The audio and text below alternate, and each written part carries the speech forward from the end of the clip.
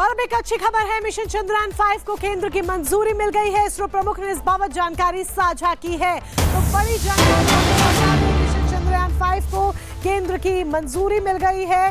We Narayan प्रमुख ने इस बाबत जानकारी दी कि केंद्र की तरफ से मिशन को मंजूरी मिली। बेंगलुरु में इसरो चीफ का पदभार संभालने के बाद एक कार्यक्रम में उन्होंने इस बाबत जानकारी दी है। उन्होंने बताया कि अभी 3 दिन पहले ही हमें चंद्रयान 5 मिशन के लिए मंजूरी मिली है। इसमें जापान हमारा सहयोगी होगा। चंद्रयान 3 मिशन के लिए 25 किलोग्राम का रोवर ले जाया गया था, जबकि चंद्रयान 5 मिशन की बात करें तो चंद्रमा की सतह का अध्ययन करने के लिए 250 किलोग्राम वजनी रोवर ले जाया जाएगा। और वहीं प्रधानमंत्री नरेंद्र मोदी लेक्स फ्रीडमैन के साथ पॉडकास्ट में शामिल हुए। उस दौरान इन्होंने निजी जीवन से लेकर के सार्वजनिक जीवन के बारे में खुलकर बातचीत की और यहाँ तक गोधरा दंगों को लेकर के, आरएसएस के साथ जुड़ने को लेकर के भी बहुत कुछ कहा। क्या कुछ प्रधानमंत्री की तरफ से इस पूरे पॉडकास्ट में कहा गया है, देखिए आप।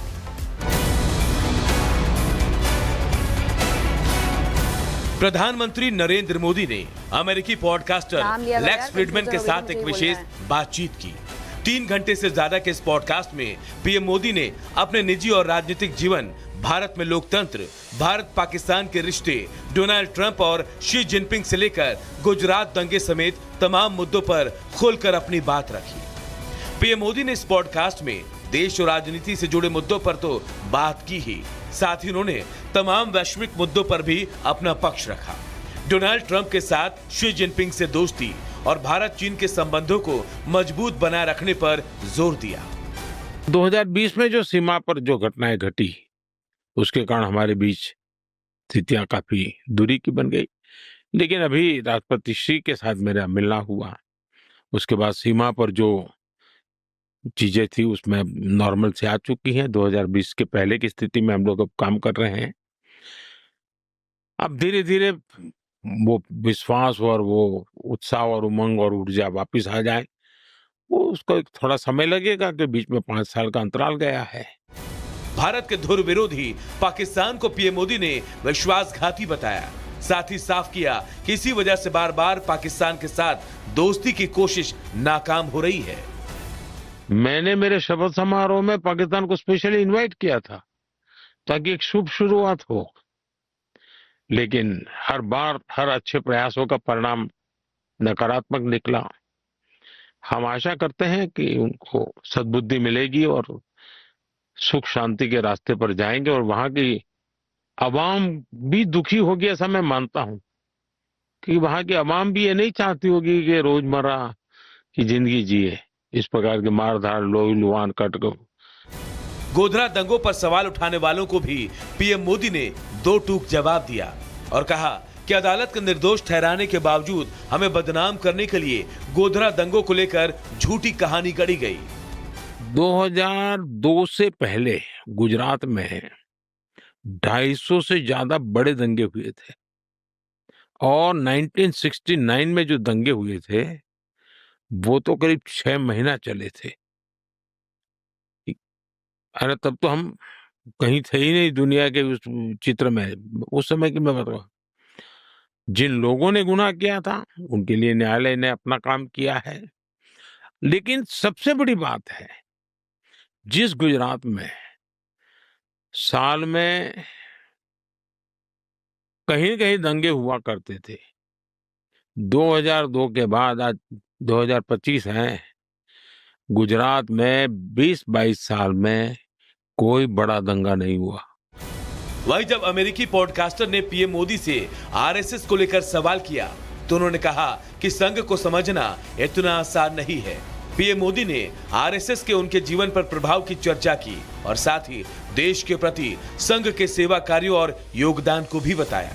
उन्होंने कहा कि संघ जीवन को एक उद्देश्य और दिशा देने का काम करता है। Bureau report, Republic Bharat.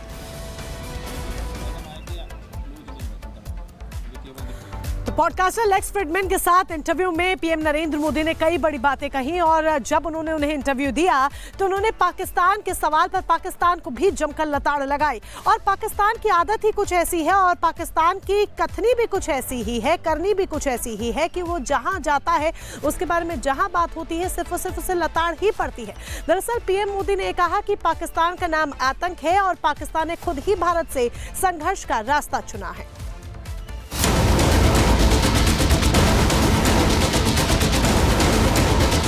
मशहूर पॉडकास्टर और एआई रिसर्चर लेक्स फ्रिडमैन को दिए इंटरव्यू में प्रधानमंत्री नरेंद्र मोदी ने पाकिस्तान को लताड़ लगाई और कहा, कहीं भी आतंकी हमले होते हैं तो उसके तार पाकिस्तान से जुड़ते हैं। उम्मीद है पाकिस्तान को अक्ल आएगी। भारत शांति के लिए प्रतिबद्ध है। पाकिस्तान की जड़ में आतंकवाद है। पाकिस्तान ने भारत से संघर्ष का रास्ता चुना है।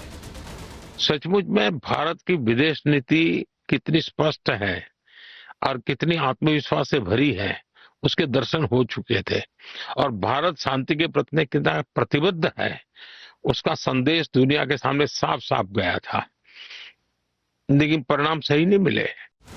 फ्रिडमैन के साथ पॉडकास्ट में पीएम मोदी ने कहा, मैंने शपथ ग्रहण समारोह में पाकिस्तान को आमंत्रित किया था, लेकिन शांति के हर प्रयास का जवाब शत्रुता और विश्वासघात से मिला। इस दौरान पीएम मोदी ने चीन के साथ रिश्तों पर भी अपना पक्ष रखा और कहा, शी जिनपिंग से मुलाकात के बाद अब सीमा पर स्थिति में सुधार है। इन संबंधों को ऐसे ही मजबूत रहना चाहिए, कंटिन्यू रहना चाहिए। ये हमारा जहां तक डिफरेंसेस तो होते हैं, दो पड़ोसी देश होते हैं तो कुछ ना कुछ तो होता है। ऑकेजनल डिसएग्रीमेंट भी बहुत स्वाभाविक है, कोई ऐसा तो हर चीज नहीं होता, एक परिवार में भी रहता है। लेकिन हमारी कोशिश है कि हमारे जो डिफरेंसेस हैं डिस्प्यूट में ना बदले। पीएम मोदी ने इंटरव्यू में रूस यूक्रेन युद्ध पर भी बातचीत की। पीएम मोदी ने कहा कि युद्ध के मैदान से यह मामला नहीं सुलझेगा। इसके लिए दोनों पक्षों को बातचीत के लिए एक टेबल पर बैठना होगा। अपने इंटरव्यू में पीएम मोदी ने और भी कई मुद्दों पर बेबाकी से अपनी राय रखी। Bureau report, Republic Bharat.